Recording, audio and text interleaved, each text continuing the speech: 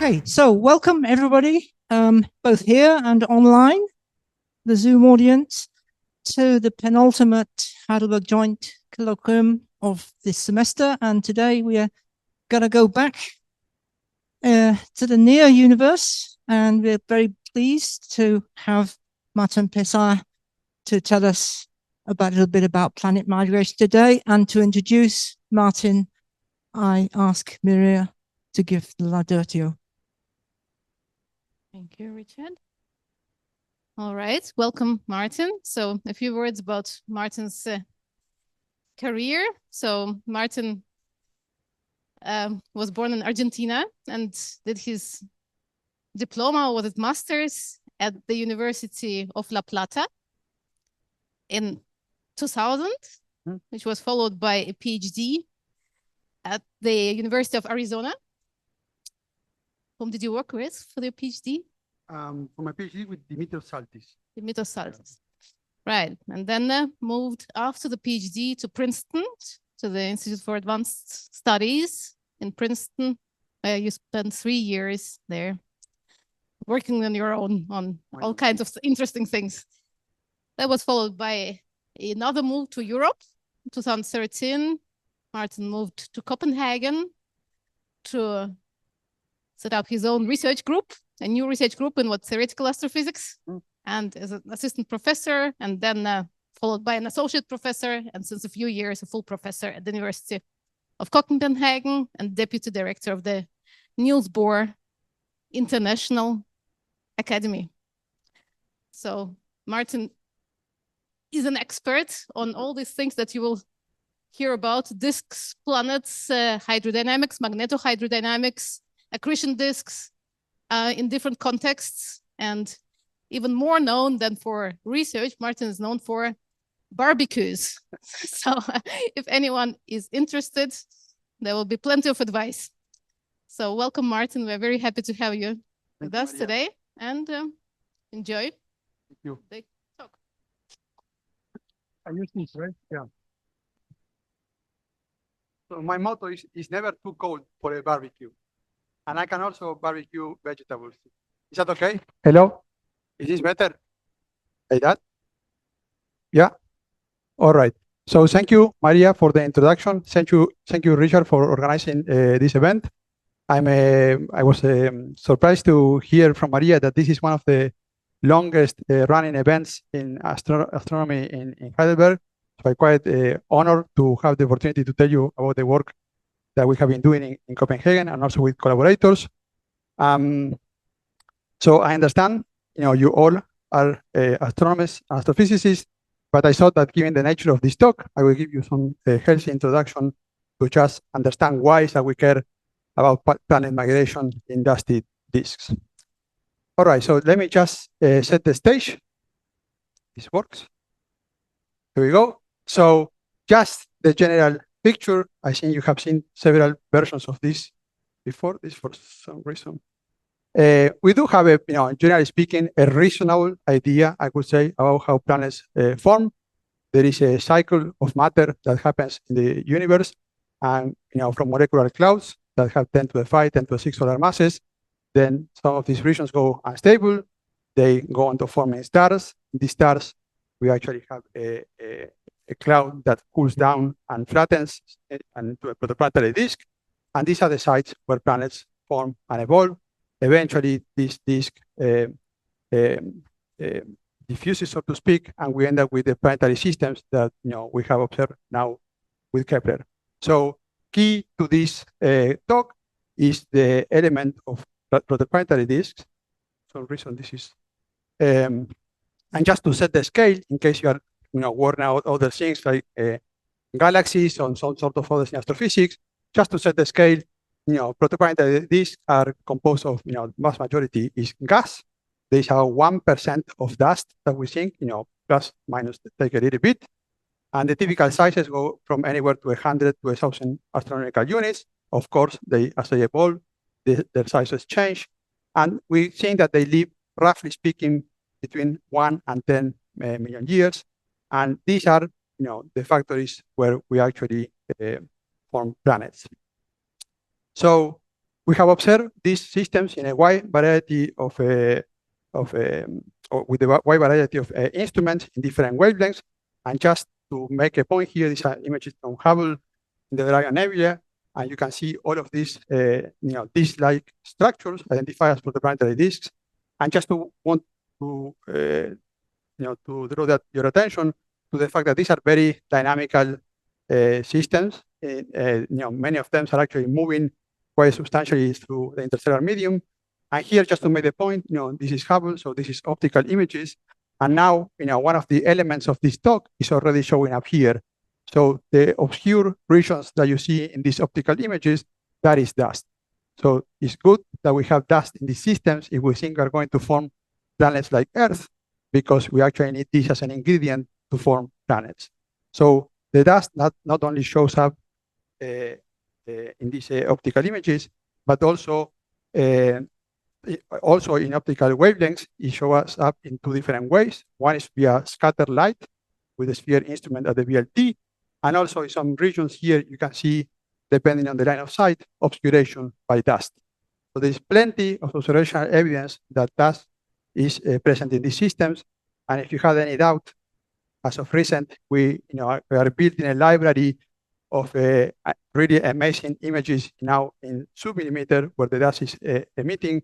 And one of the biggest puzzles in astrophysics today is to understand essentially the richness of these large-scale structures that we see, and if anything, how they're actually related to the process of planet formation.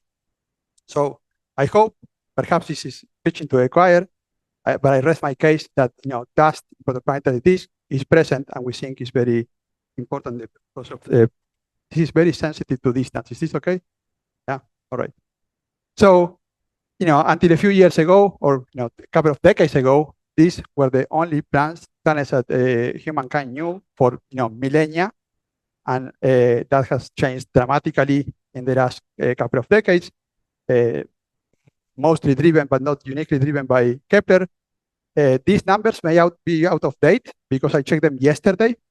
I don't think they have changed dramatically today, but we know of the order of, say, 6,000 extrasolar planets already confirmed, with many of them being hosted by the same star.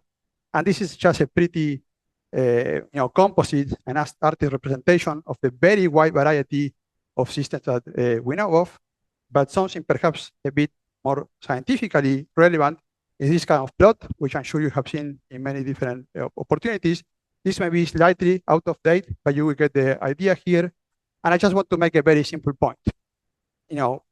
Selection biases aside, because we cannot see very close to the stars or very far away unless we are using microlensing, what is very clear from this figure here is that the planets that we observe in around other stars actually span a very wide range of periods, so distances from their host star, but also at the given distance from the host star, we can have very different kinds of planets, ranging in masses and compositions, all the way from super Earth, if we think about scales relevant to our solar system, around 1 to 10 astronomical units, and then to masses that go several times of that of Jupiter.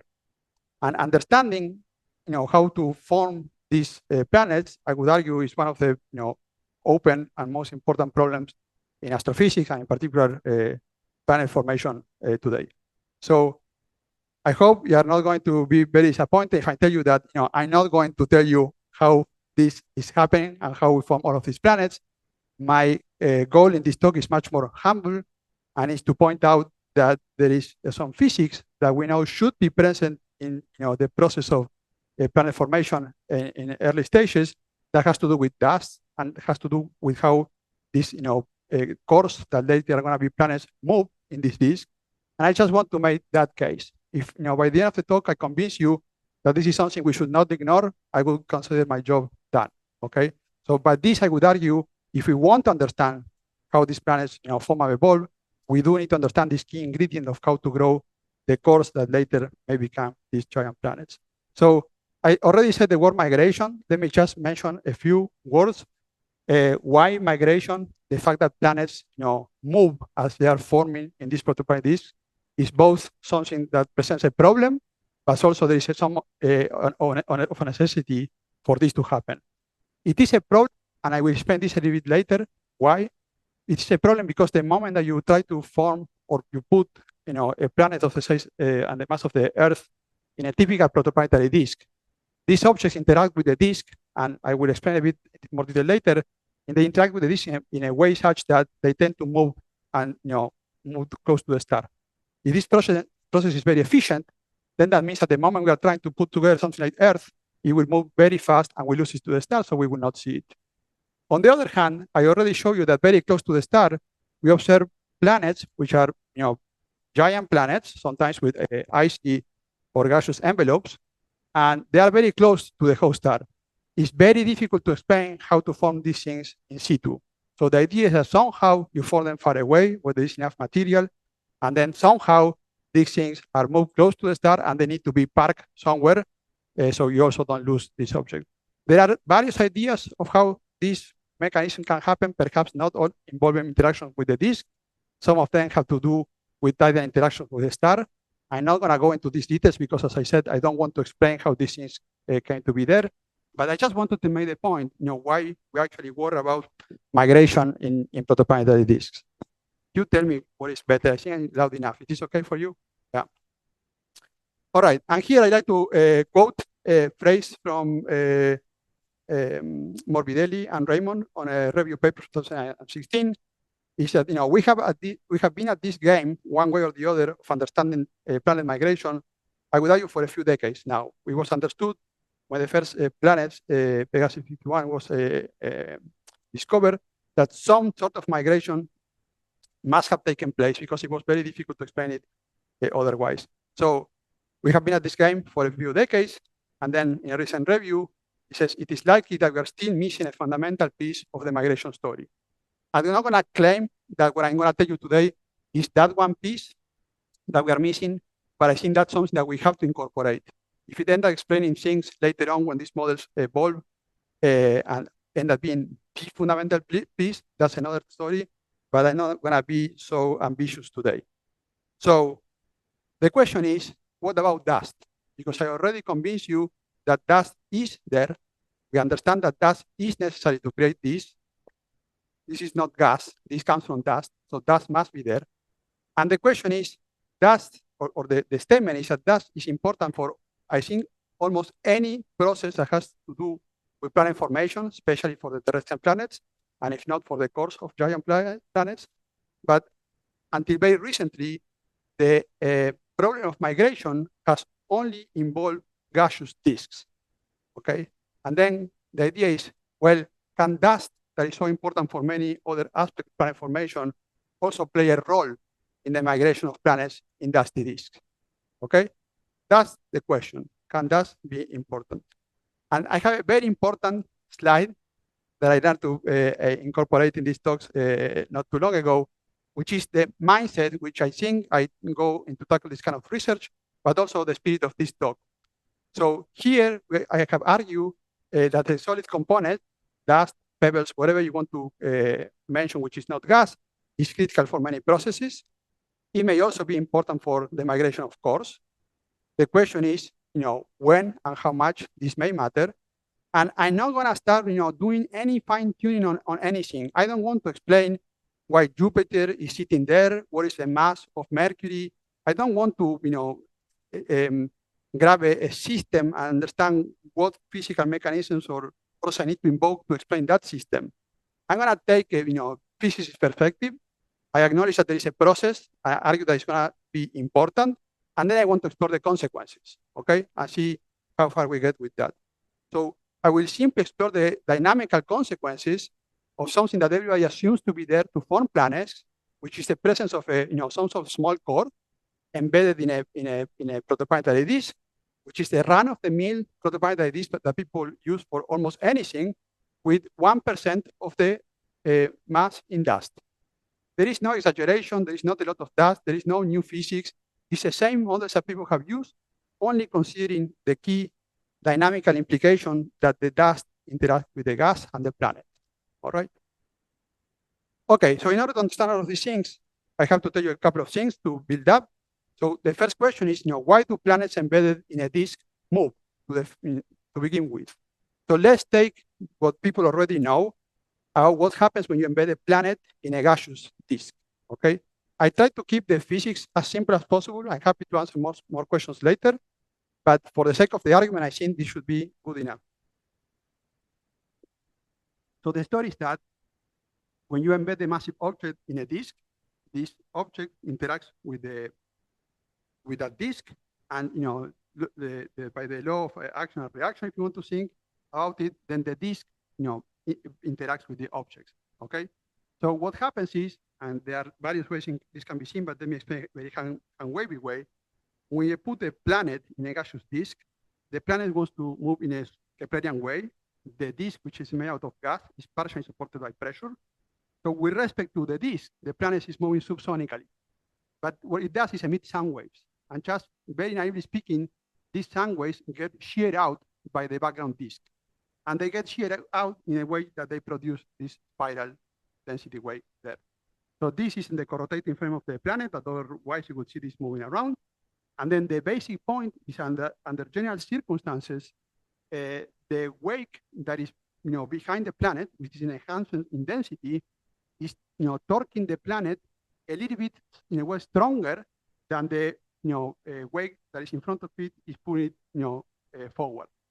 So this, as a consequence, is a negative torque on the planet, and this is a reason for which planets end up moving inwards. Okay, so that spiral density wake produces a torque that wants to make the planet move inward. Now, not all the torques that the planet can exert can suffer in a disk are linked to waves like this. And let me take you back to something you may have seen before. I just want to put this in context. So now let's think out for a second out test particles in the restricted body problem to make it very, very simple. So if you actually have a star and a planet, and then in the core rotating frame of the planet, a particle that is a little bit farther away than the radius of which the planet is going to experience one of these so-called horseshoe orbits. This you may have been in your course in celestial dynamics, but the potential, so to speak, of this two-body system is such that when you put a particle under that location with the right initial conditions, it's going to experience what is called as a horseshoe orbit. Okay, and I just tell you a little bit about this, how these things work. Is that because this is co-rotating with the planet, the system of reference, this particle, which is a little bit farther away, is actually rotating a little bit slower because this is mostly Keplerian motion. And then in this system, the particle actually is going to want to go and be close to the planet. When this process happens, then in this position marked as 2, there is an exchange of angular momentum between the test particle and the planet, so that the planet exerts a little bit of a negative torque. And therefore, now the particle has a bit of less specific angular momentum, so it goes to a lower orbit. And then in the lower orbit, the angular frequency is higher. And then this particle actually is now going to actually come this way because it's moving faster than the planet. And then it's going to try to meet it in the back. Okay, and then the reverse process takes place. The planet exerts a little bit of a torque on the test particle when it gets to this point. And then now the torque is positive, so therefore it can gain a little bit of angular momentum, and now it goes out. And then, this is a periodic motion in the absence of dissipation. Okay, this is a restricted three-body problem for a test particle. These orbits are symmetric, absent dissipation. And then the key point is that whereas there is an exchange of angular momentum between test particle and planet when they are talking to each other very close, then on average, I cannot wait here forever. And if there is no dissipation, these orbits are completely symmetric, and therefore the test particle does not lose angular momentum, right? So if these orbits are completely symmetric, like in the standard problem without dissipation, or if for some reason I don't have any such test particles in this horseshoe region, then there will be no net torque on the planet, all right? However, if these orbits somehow are asymmetric, then that naturally will lead to a torque on the planet. And this is going to be relevant in a moment, okay? Now, this is for dust or test particles. Gas are not test particles, they are supported by pressure, so things are slightly different. So I will come back to that in 1 second. So let me summarize a little bit. So the classical sources for the torque exerted by gas on a planet are essentially two.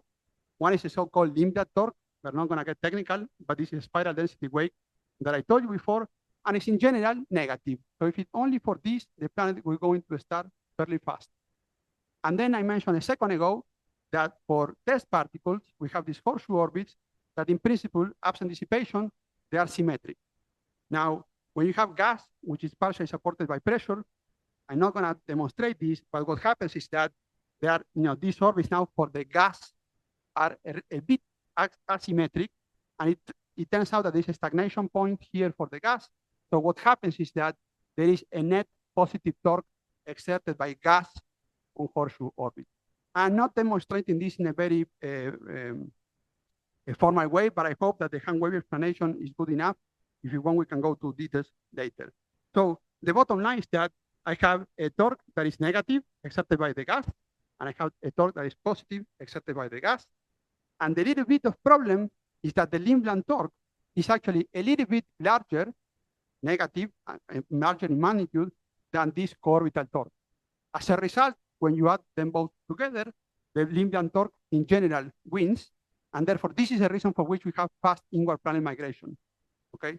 Now, these things are sensitive to thermodynamics and many details, so you should not just think that this is always the case, especially if the horseshoe orbits can be modified by thermodynamic effects, then that orbital torque can be a bit stronger than it is, and then help against the Lindblad torque. But for the vanilla flavor model that people use, usually the Lindblad torque wins, therefore planet moves inward fast, then we don't see it. All right. So that's sort of the state of the art if you only think about gas.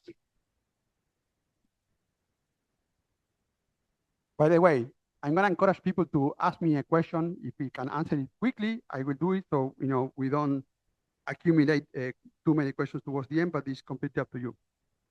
So now I told you about the gas stuff. This is stuff that is well known. You can find this in almost any textbook. Let me tell you about a little bit, without being super formal, why the dust dynamic is different, okay? So, and for this, I need to, introduce you or remind you of two things, which I think are rather intuitive, but you can ask me questions if something is not clear. So now imagine the situation where you have a central object like a star. Let's suppose we have a disk made out of gas, and then I have a dust particle. So the disk of gas is partially supported by pressure, so it wants to rotate in a sub-Keplerian way. But the test particle, in principle, only sees gravity, and therefore it wants to rotate, in principle, in a Keplerian way. So this establishes a difference in the angular velocity of the particle with respect to the gas. So effectively, it's like a satellite, right? The satellite, when it goes around the Earth, it just fills Earth's atmosphere. It's a constant drag on the satellite, and then unless we boost the rockets of the satellite every once in a while, it will fall down to Earth, right? That's because it's losing angular momentum because of the constant drag that it feels with the gas of the atmosphere. So this is the same issue here.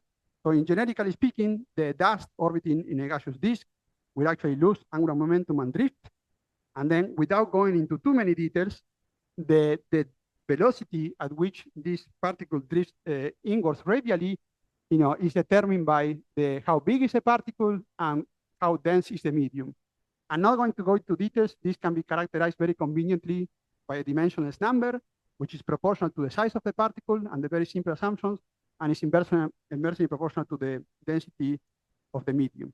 And the key point, and this is a thing that I want you to remember, is that, and this is, I think, is intuitive, then the drag that is felt by the particle does depend on this Stokes number in the following way.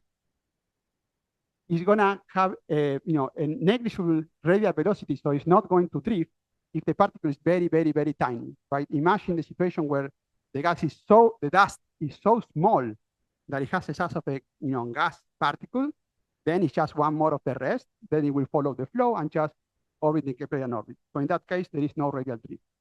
On the other extreme, if now talk about something like something very, very massive, say whatever, a ton or 2 tons or 10 tons, then the gas is present in the disk is not going to bother that particle that much.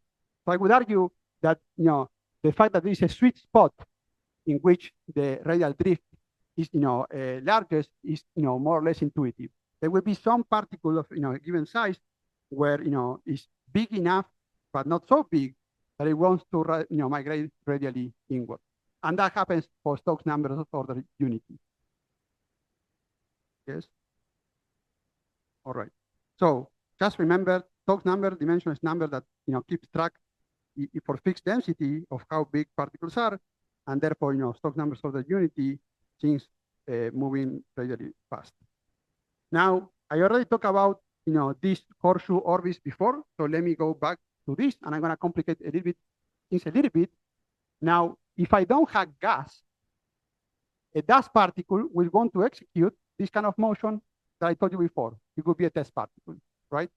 And these so-called horseshoe orbits, they actually, so this is in Cartesian coordinates. You can also plot this in polar coordinates. This is periodic here. So this is the path that one particle will actually trace.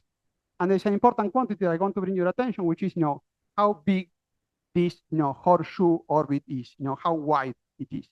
Okay. It turns out, we are not going into the details, that how massive the planet is tells you essentially how big this width of this horseshoe region is. And then one can also calculate the time that it takes for one particle to execute what is called a libration. So essentially, since this is a periodic motion, I can compute, how long it takes me to go around like that. It turns out that that is inversely proportional to the width of this, and depends, as I said a moment ago, on the mass of the planet. And I can also calculate something that I mentioned before, is that if this particle has a certain Stokes number, it's gonna take some time to actually drift across this region, right? Particles Stokes number 1, they're going to drift fast. Smaller particles or larger will drift a bit slower. But I can also compute this time, because it's essentially the size of this region divided by the radial velocity, which I know how to compute. So I'm not going to go into the details, but I just want to make the case that these two timescales are important, because you can imagine that if you are drifting radially across this region very, very quickly, then you do not have time to go around one orbit. Is that clear? Right? If my drift is actually 0, then all the particles are executing this symmetric orbit. Okay? So these two timescales are something that you can compute. And believe me, we can look at this in detail later. Both timescales depend actually on the mass of the planets and the Stokes number. And then the argument is that when the radial drift is faster than the time that it takes you to go around, then this orbit should be modified. That is not difficult to understand, right, or believe. So, but I can now do this in a more quantitative way and make the following plot. There are two interesting parameters here. One is the mass of the planet, I already argued, and the other one is the Stokes number that I already introduced. And in this plot, I can actually compute the curves. They are not obvious, but we can compute this, in which this black curve corresponds to the combination of mass and Stokes number, for which the particles, the time that it takes for them to drift is identical than the time that it takes for them to go around. Meaning, all of the curves that are here below, those means that those particles with those Stokes numbers and for those mass of planets, they will actually drift faster than the time that it takes to go around. And when this happens, you can actually expect these orbits to be modified. Is that basic idea clear? This is not a demonstration that we are going to see something interesting, but it's an argument saying that I now have identified an interesting region of parameter space for the mass of the planet and for the Stokes number of the particle, in which a priori I would say I should see something interesting, right? Because things want to drift faster than the time that it takes to librate.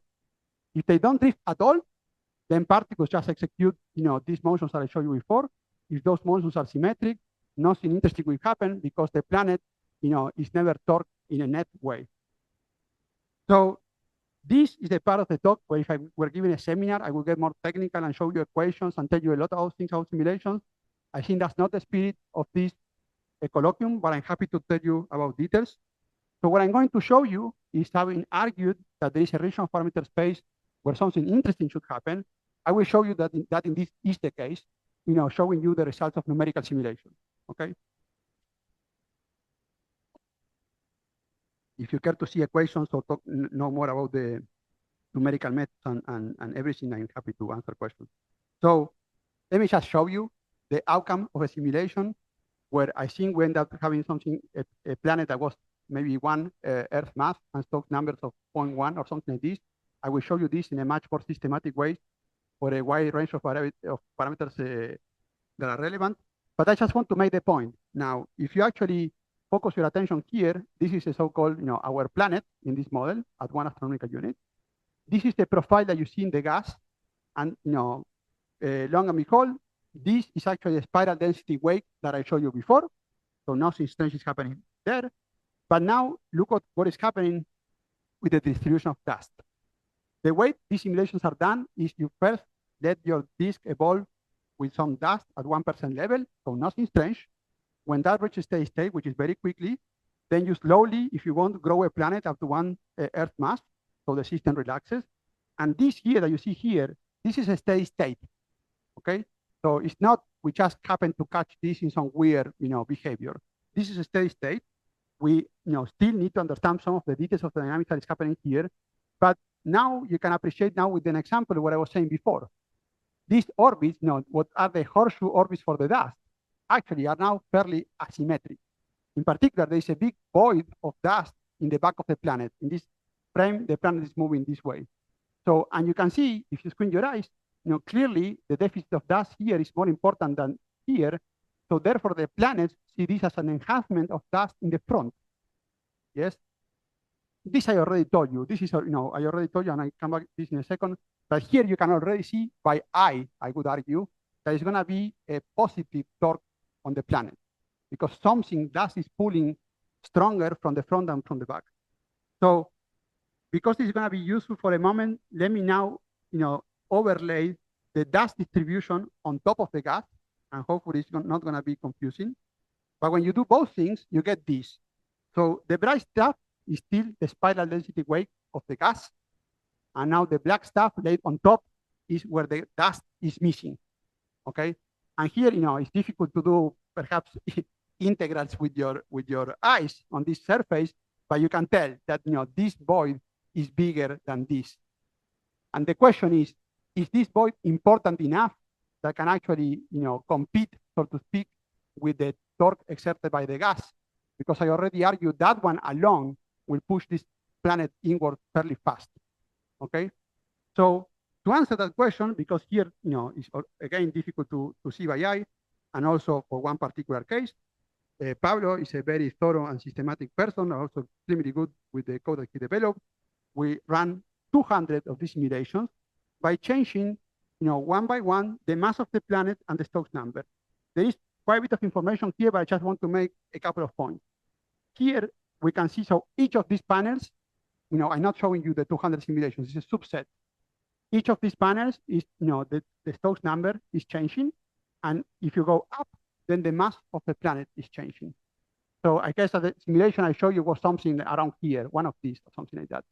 But the point that I want to make is that, well, clearly, and as expected, and as explained before, both the mass of the planet and the Stokes number matter for what is happening in the dynamics. And then what you can see is that when you, have a very low mass planet and the Stokes number is very small, that means the dust particles are very well coupled to the gas, then nothing super interesting happens. And if anything, the dust, as you expect, should follow more or less the dynamics of the gas, okay? But things, change quite substantially as you move, if you want, in this direction, or for a given Stokes number, or for the unity. When you go up, then you see that this, what was a hole in the back of the planet start to become something, more complicated, geometrically speaking. The asymmetry is always there.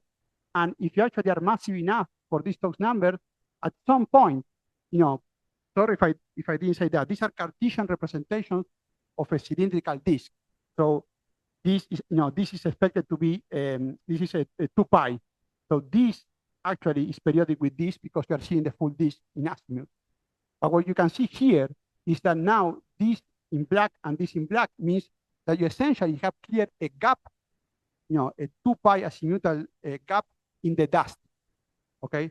And now, from what I told you before, you can understand that even though in these situations you have a big asymmetry, you expect a torque, then this can not go on forever, because at some point the planet is going to be mass enough that the dust is going to actually clear a gap. And now these horseshoe orbits are empty, right? And now you have symmetry again. So at that stage, the gas torque is going to take over again, okay? And we understand why. Notice that even at this level, the gas doesn't really care too much about the planet. That's because essentially the gas is also supported by pressure, so that's a restoring force, but the dust doesn't have that force. So it's much easier to clear a gap in the dust than in the gas. All right. So with these are beautiful images. I think I'm making my point, but it's still not super useful. But what one can do is now grab this collection of now 200 simulations, changing the values of Stokes numbers and planet masses, and do actually something rather useful, which is measure, literally, at every point in this disk, measure the density of the gas, the density of the dust, compute the distance, and then you can compute the distance to the planet, and you can compute a torque on the planet by the gas and by the dust, right? So that's the exercise. And the results can be put in this plot that it will look intimidating first, but I just want to make a point. So now I have 200 simulations. The parameter space is the same, Stokes number and the mass of the planet. And what is being plotted here, forget about some of the details I can talk later, is essentially the ratio of the torque exerted by the dust, which almost always is positive, divided by the absolute value of the torque exerted by the gas, which is almost always negative. So the takeaway message from this is that something that is blue here, that means that the torque of the dust is so strong that the planet is going to move outward. Okay? Now, if you, as promised, if the mass of the planet is just too big, then there is a full gap open in the dust, and therefore the dust, has a symmetric distribution. It can no longer torque the planet, and then the gas takes over again. Okay? And that happens more easily for Stokes numbers that are small. So if you squint your eyes now a little bit, if you remember, I already introduced this parameter space, mass of the planet and Stokes number, and I traced some, parabola-like shapes before, and I told you there is a region in this kind of parameter below which I expect to see, or in principle, I could see interesting things, because the dynamics of the horseshoe orbits for the dust are going to be strongly modified. So now it's no longer me waving my hands. These are the results of numerical simulations, which of course have a lot of assumptions that I'm happy to go into. But the point is that now, consistently, so to speak, when the dust is allowed to interact with the planet and the gas, quite naturally, this is not something we put by hand, there is a strong torque exerted by the dust, the asymmetric distribution of dust on the planet, that can be quite important. So what have we learned so far is that there are large torques that can be naturally arise from the presence of dust. There is no need to do anything strange. This dust distribution that you put at the beginning was 1%. This is not crazy dust distribution. This is the same amount of dust that everybody thinks for many other processes. And I would argue, this is not shown yet, but this is going to be the rest of the talk, that this has the potential to change how things move in the disk. So we need a couple of pieces of physics and machinery to, so I can show you the results. But I just want to make, some basic points. If this is expression for angular momentum that we all know, in order to get the torque, you take the derivative of angular momentum with respect to time. That naturally, when you make the derivative, leads to a term that is dRdt, so your radial velocity. And you can invert this equation, and then the planet migration rate, so the radial velocity of the planet, is actually proportional to the torque, which is a thing that we can measure. Okay?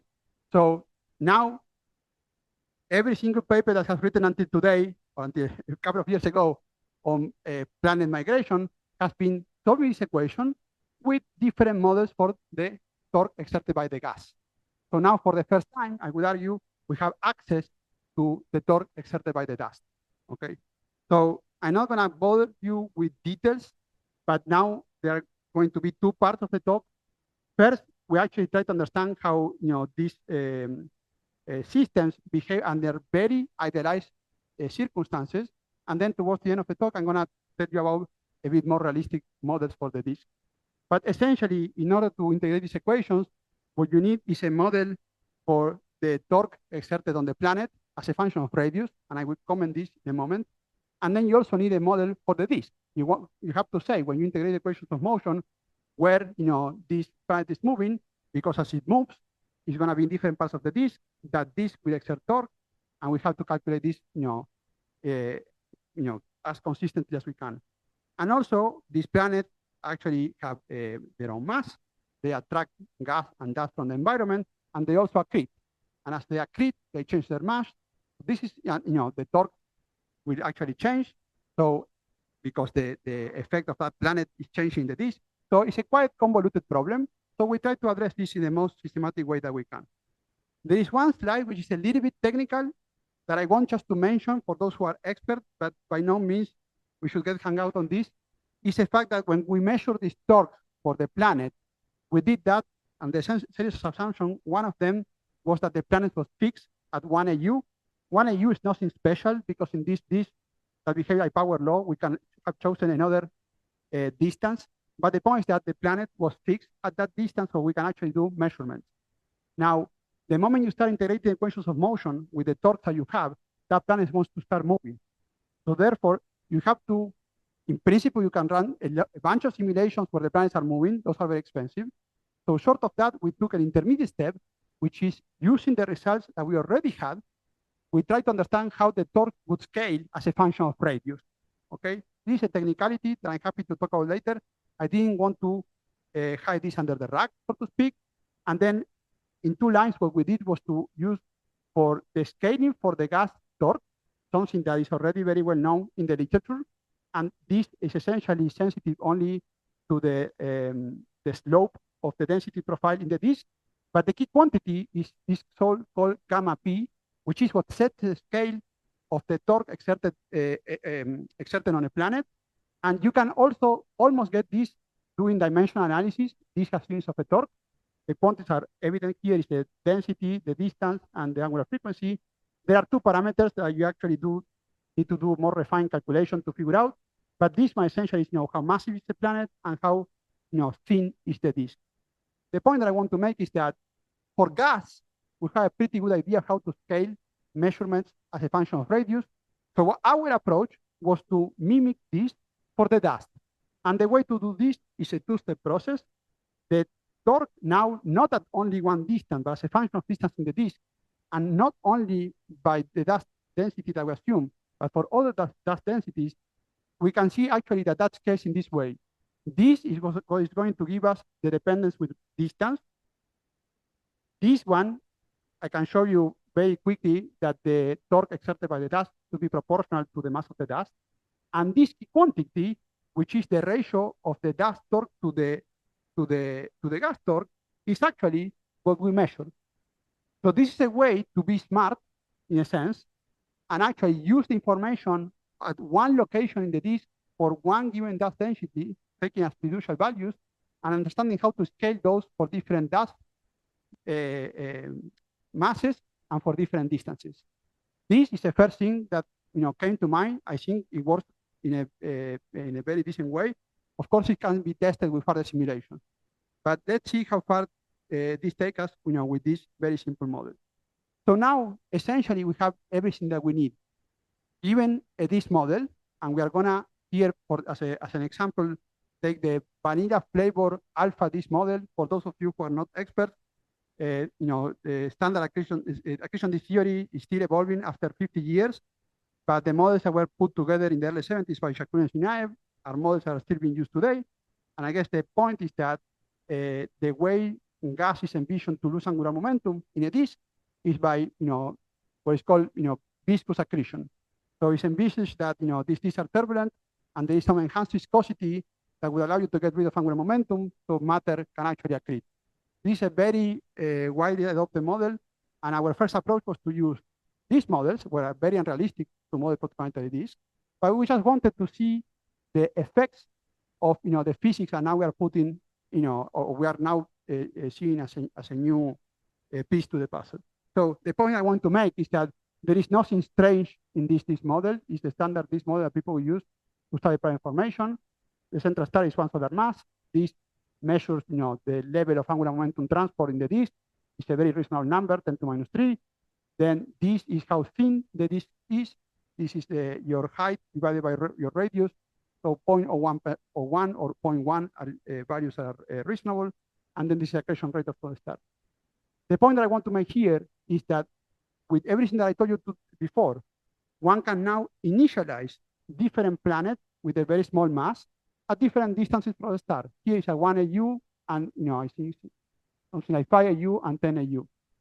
And then in this disk, with 1% of the mass by dust, without doing anything, the dust is not evolving, the disk is not doing anything. We just want to see how these things move because of the torques that we measured before. And here you can see it's a bit of a busy plot, but I want to make a point. The dashed lines is what we would have gotten if there were no dust. So this is the actual problem with planetary migration, that the cores migrate very fast, right? You put something in 1 AU, and very quickly it dies into the star. And it really doesn't happen if you put it at 5 or 10. This is so fast happening that you lose the planet to the star systematically.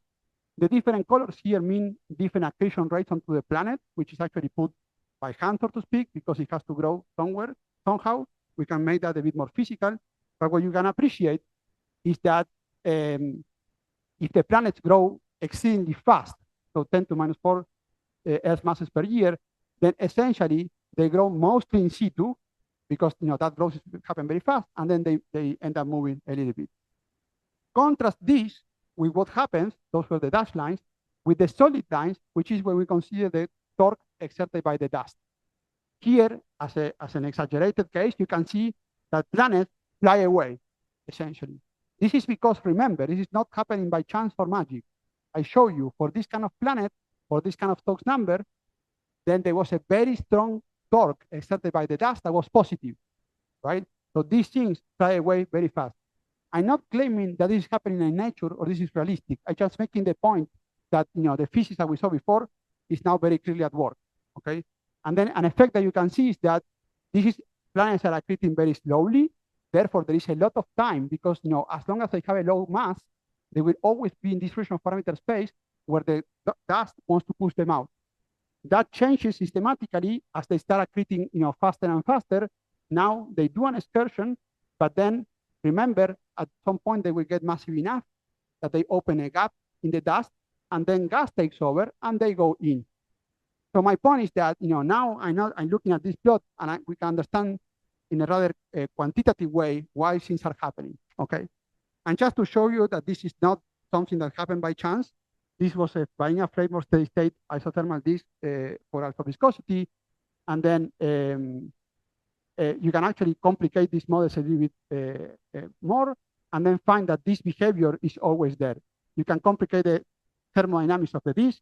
If the disk now is actually disappearing, so to speak, then at this point in time, the planets actually, stop there because there is no more gas, because we actually made the disk go away. So the point here is that for low mass planets, if you put them then at 1 AU, they just tend to migrate outward. I'm not saying this is what happens in nature. This is consistent with the results that we have been collecting. Just to make the case, you can also do the same kind of models, but now increase a little bit the dust that you have. Before it was 1%. These are now the dashed lines. And see how dramatic is the difference if we now increase the mass of dust by 2. Only 2. We know by this measurement only not so precisely. So this is not inconceivable. And then let me exaggerate a little bit. If you do it 5 times larger or 10 times larger, the point being the effect is very, very dramatic, very sensitive to the dust density, which is perhaps not unexpected. So now I hope I have built some intuition in the very simplest cases. This is work that we have done a couple of years ago as a prerequisite to understand more realistic disk models. So again, this is perhaps not be the most sophisticated thing that one can do, but I think a step forward in complication and realism. So let me tell you very quickly what it takes to actually consider something a bit more realistic. So this is the planets in this context, we'll go in the context of the core accretion model. Essentially, you have a small core that acquires mass by accreting, pebbles and gas. This is a process that is relatively well understood. However, nobody really cared to understand, that the fact that this dust distribution is asymmetric also has an implication on how the planet moves, which is what we are doing. More realistic disk models beyond the alpha disk would also account for the fact that there is some sort of transition in something we call the ice line. Inside that line, material is mostly in gaseous form, certainly the water for the ice line, the water ice line. And outside, things are a bit more sticky under ices. Roughly speaking, we characterize this with different Stokes number. There's a lot of complications that have to do with how the disk evolves. And there are people who invest their careers understanding how dust evolves in protoplanetary disk. Here, again, we have used what is in the market of ideas of standard processes for protoplanetary disk. The only thing that we have done is understand if we are consistent with what I showed you before, and we understand how dust also plays a role in how the planet moves, what kind of impact that has for the evolution of the planet. There is a lot of details that go into this. I just put here some reference, and we can discuss more about this later. But what you need is essentially a global model for the disk. There is some viscous accretion that I already alluded to. There is photoevaporation, so the density of the disk is evolving. The dust is also evolving when all of these things are happening. And then you also need a model for how the planet itself acquires mass. All of these things I'm going to tell you are rather complicated. My colleagues have been working on this for more than a decade in the case of a gaseous disk. Now, for the first time, they actually modified their code to also incorporate dust. I just want to make a couple of points here. The only thing for you to see is that, because of all of this physics, the background disk in which these processes are taking place is evolving substantially. Because of photoevaporation, you open a gap, so the density of the disk is going down in that way. Then you can start with the distribution of dust at t equals 0, and then with all of the processes I mentioned, follow the drift of this dust as it coagulates. It breaks down because of collisions. So all of this, there is a lot of rich physics, and then you can also keep track of the dust to gas mass ratio that is also evolving. These plots are fun to look at, but we thought that these complementary plots are a bit more useful. So here you see a time of evolution in different curves. There you see as a function of radius, time goes up. So essentially in the first plot is the same information, just plotted a little bit different. What you see if you go from the bottom to the top is that the density of the disk evolving, and then you clearly see the opening of this gap in that blue region. And then in the plot in the middle, you see how the dust is evolving. You see the ice line, how it moves, and how the Stokes numbers are changing in time. By the way, this is being done before we put a planet. So this is the disk in which the planet is going to live. And finally, you can keep track of the dust to gas mass ratio. You can see very clearly that there is a lot of dust that is drifting, and also as you move forward in time, in the inner part of the disk, this dust rich, but that dust is also being accreted and also to a star. So my point is that there is a lot of physics that is happening. One should do carefully, but now let's see what happens when we actually, in these more sophisticated models for this disk, we actually track the evolution of the planet. I just want to make the point that we solved a few different cases that we thought were informative. So we have the fiducial disk model, which is what anybody in this business would think about. So 1 solar mass star, a viscosity of 10 to minus 4, with a disk that is 0.05 solar masses, and a dust mass ratio, which is 1%. And just to compare, we have a disk that is a little bit more massive, twice as much. And then we have another case where we call metal rich, where we increase the dust density by a factor of 2. And I guess if I have to draw your attention, here you can see that when the disk is a bit more massive, you essentially, there are not a lot of changes, but there are more significant changes when you increase the dust density. Essentially, you end up having more dust in the inner part later on, okay? I think I'm doing okay with time, but I'm just gonna tell you the last couple of slides. So in the framework of these different models, we now can integrate the equations of motion with all of the physics that I told you before, with the models that we have for the gas and the dust torque, and this is the outcome. So for the first time, you see, all the red lines are what you would get in the absence of dust. And now with the black lines, perhaps not surprisingly, you see things are moving differently.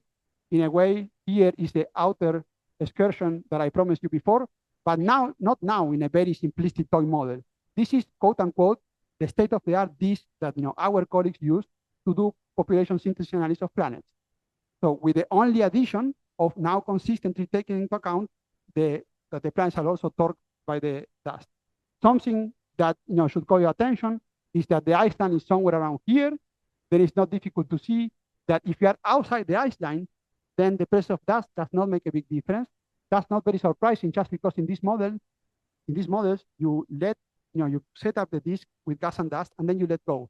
The dust is not being replenished, and since it's drifting very quickly, then you essentially run out of dust very quickly in the outer disk, and therefore it was to be expected that things are going to be similar.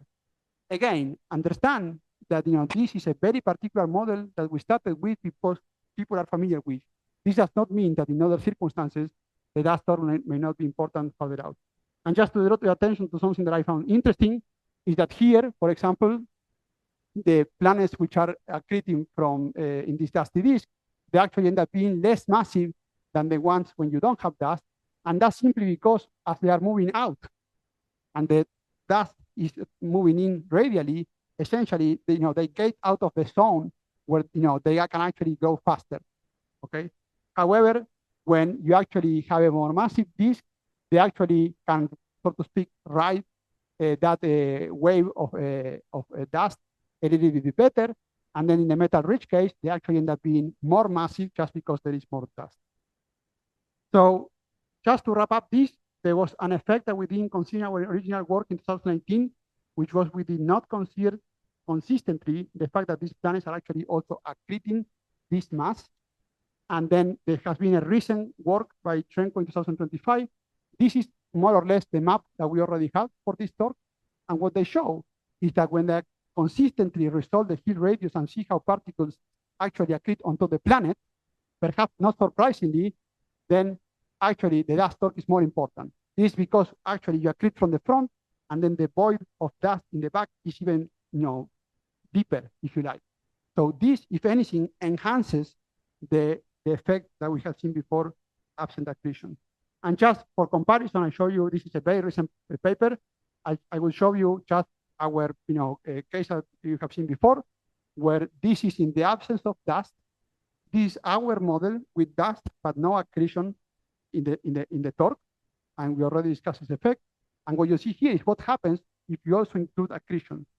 So essentially, the torque exerted by the dust is so strong that the planets just fly out, they hit the ice line, and what happens there is that they go so quickly because of in these models in the ice line you have particles that are at larger Stokes numbers which are more sticky, and then very quickly you build up the mass of the planet, and then again there is nothing that we are going to do here, touch this by hand, is that when those planets hit the right mass, they open a gap in the dust, and then gas takes over. Okay, so the point I want to make, and again, going back to how I started my talk, I'm not going to say that we have solved every single problem in planet formation, but I do hope I convince you of these two things, and if I'm done with this, I'm happy. So the statement is that if periods accretion is important to grow cores, as we see today, that's the standard scenario, then the dynamical effect of the torque exerted by the dust cannot be ignored. It's just, it's not a minor effect. It's actually quite important. And these planetary cores can migrate substantially, especially within inside the ice line, and this can actually change, the timescale for their formation, their composition, and even their masses. And there were not many questions during the talk, but I appreciate your questions now.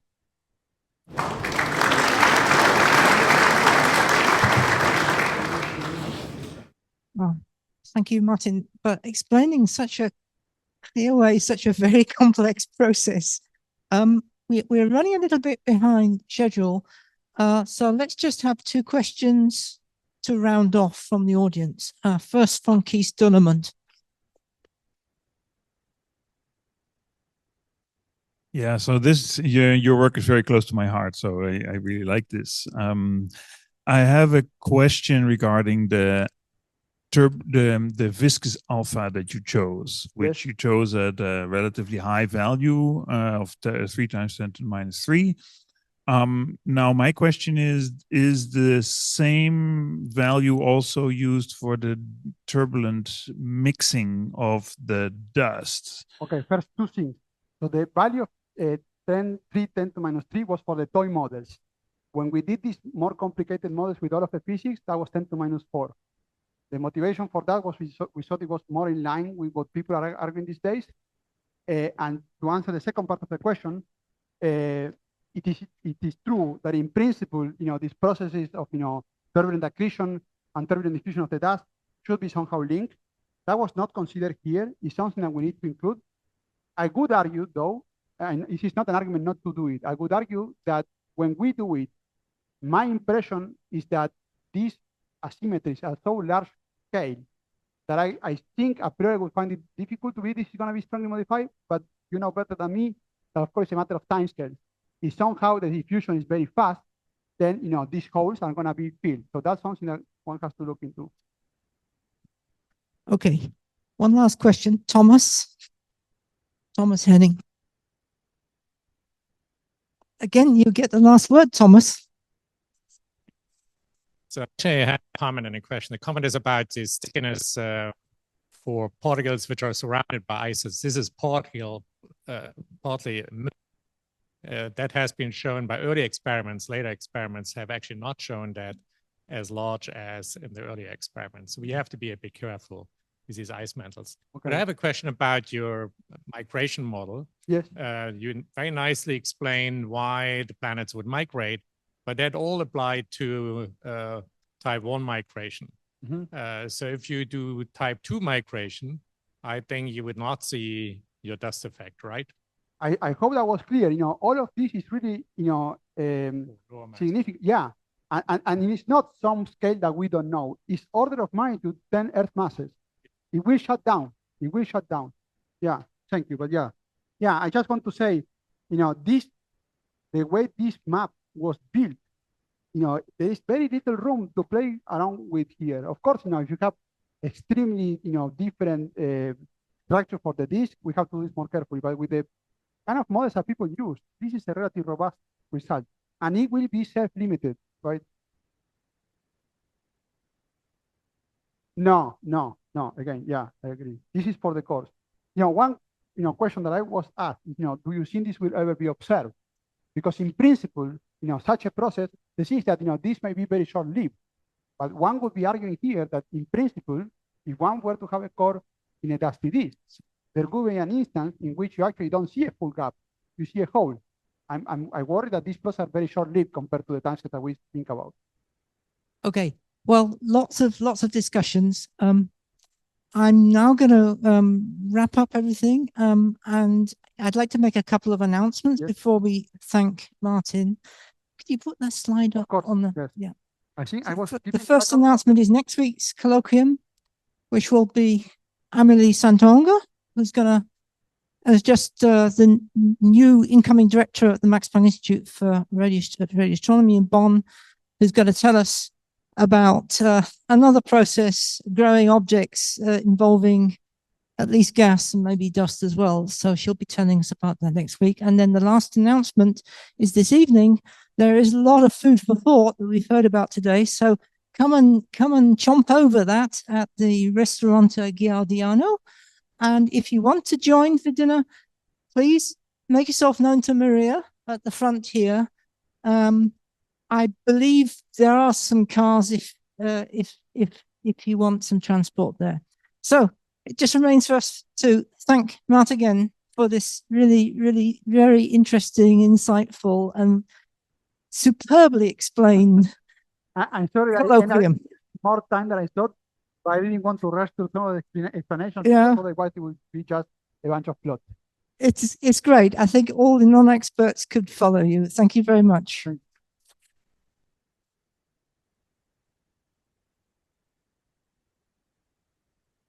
And I can add that, I will be here most of the week. So if somebody wants to chat, yeah. So Martin is here this week. Just get in touch with Maria if you want to.